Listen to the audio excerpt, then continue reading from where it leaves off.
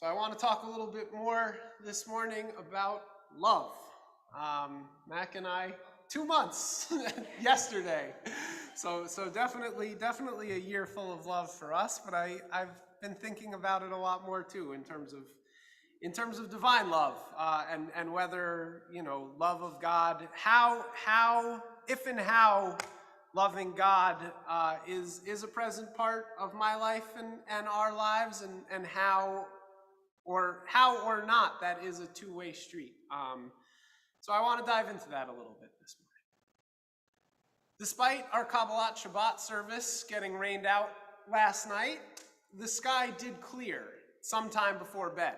And even though I was asleep by the time it was full dark, maybe some of you romantics stepped outside and admired the full moon of the month of Av.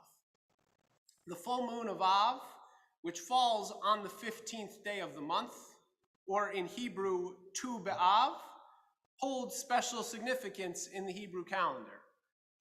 It is colloquially known as the Jewish Valentine's Day, and we are celebrating it today, in whatever that means. And to be clear, this is a very minor holiday, even amongst minor Jewish holidays. But it is written about in the Mishnah, which is about as legitimate as you can get. Rabbi Shimon ben Gamliel taught there were no days of joy in Israel greater than the 15th of Av and Yom Kippur. On these days, the daughters of Jerusalem would go out in borrowed white garments and dance in the vineyards. What would they say as they danced? Young man, lift up your eyes and see what you choose for yourself. Do not set your eyes on beauty, but set your eyes on the family.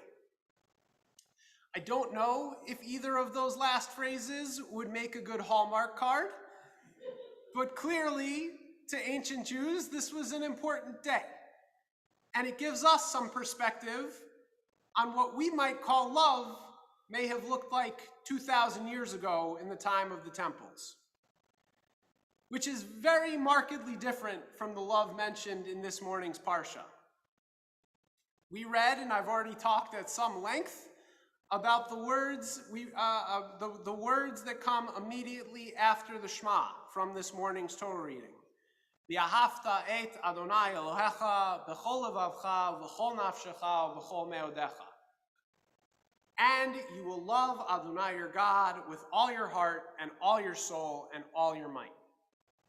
Despite being one of the best known verses in the whole Torah and in our Jewish liturgy, I wonder how often we actually pause to think about the somewhat counterintuitive and complicated nature of this verse.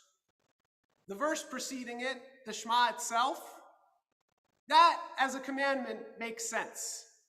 It's a call to attention. Listen up. Hear this. But if I call out to you right now, love, or when Moses commands you, love God, in the words of Rabbi Schneur Zalman, the founder of Chabad, or way back before it was Chabad as we know it, but the first Rebbe of Chabad, how is it that the Torah uses the language of doing regarding love of the heart? Love is not an action, but rather a spontaneous feeling, which cannot simply be enacted at will. And for me, loving an abstract God, who by all indications doesn't seem to need my love, feels even more complex and confusing. This idea of loving God shows up amidst a Shabbat morning, that is already both emotionally supercharged and at other times shockingly blasé. The first verse of this morning's Parsha sees Moshe filled with emotion, literally pleading with God. That's what the word ve'etchanan means. As Moshe says, I pleaded with God to let me cross over into the promised land. God's response? A stone-faced no. When it comes to love, we are commanded to love God with all our hearts, souls, and might. But when we're talking about our parents, honor them. The emotion is not quite there in the same way. We're taken on a roller coaster ride this morning with these emotional high points that seem to almost exist in a vacuum. And maybe this is most evident in recounting the fiery passion of Sinai.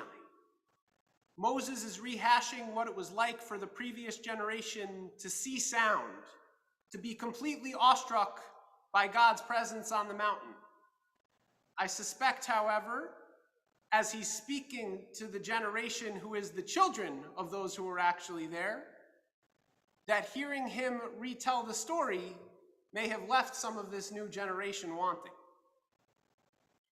I don't think we should be surprised by God's emotional inconsistency. The words of the Shema themselves present a paradox about our God. God is one. Yet we also know from elsewhere in the Torah, and even from elsewhere in this Parshat, that God's personalities are many. The God of the Torah is not simply a straightforward God of love and mercy, but at other times a God of anger and retribution. Imagine what it must have felt like for Moshe to say the V'ahavta, to tell the people to love this God, right after that same God struck down his plea, saying to Moses, "Enough, never speak to me of this again." I can't imagine that heartbreak. But I think that the love that everyone is looking for, Moses, the Israelites preparing to enter the land, many of us here today, is in the opening words of this morning's Haftarah. Nachamu, nachamu, ami, yomar Elokeichem. Isaiah telling us in the voice of God, take comfort, my people. Moses was surely a great leader. And I've said before that I think he was actually much better at dealing with God than he ever was at dealing with the nation that often chose a path of stubbornness and rebellion. I believe that Moshe held this idea of Nachamu, a God of comfort, a God who loves and wants to be loved, with him at all times. So the question is it possible for us to do that? How can we develop that sense of comfort, patience, and yes, even love around a God who can be so difficult to understand? Rabbi Saul Kaiserman, a Jewish educator in New York, suggests that we consider the implications of the first line of the V'ahavta actually without even putting God's name into it. Love with all your heart and all your soul and all your might. Think about that line of poetry one more time. Love with all your heart and all your soul and all your might. This idea of love being a commandment means that love is also a choice. It's something we can do or not do, like any other of the 613 commandments, which, especially as modern Jews, we often choose to take or to leave. I hope that all of us in this room today would immediately respond to that and say, well, of course we'll take the love. Choosing love, building to a point where we can take that on with all our heart, soul, and might is one of the goals of human existence. And I want to bring that back to loving God with the words of Rabbi Adin Steinsaltz, another famous Chabad rabbi, renowned translator of Jewish text, and a Jewish philosopher and master of Jewish thought in his own right. And while I'm generally not a big Chabad guy, I've quoted two of their great rabbis today because you can't argue with the fact that the Chabadniks really do seem to love God. Rabbi Steinsaltz writes, there is no essential difference between the love of God and the love of man.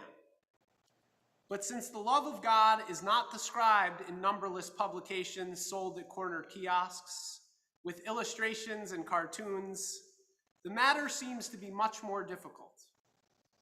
However, All that is necessary is to understand and to sincerely inquire into one's knowledge of that which is worthy of love. And the natural impulse, the love of God, is awakened. The way that I interpret Rabbi Steinsaltz's words is that the V'ahavta isn't about all of our hearts, all of our souls, all of our might. It's about awakening some small spark of love somewhere in our human experience and being receptive to whatever the growth process is that follows that.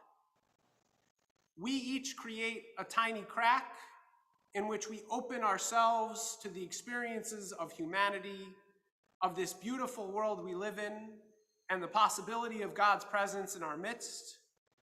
And from there, we can each love and find the comfort that we need from each other and from the divine among us. Happy Tu B'Av, everyone.